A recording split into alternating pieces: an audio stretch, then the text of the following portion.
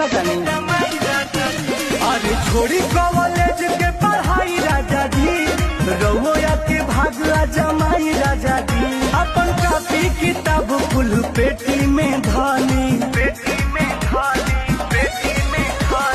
मानली सजेशन करी नॉमिनेशन, चिंता फिकिर जन करी राजा जी मुखिया लड़ी, राजा जी प्रधानी लड़ी।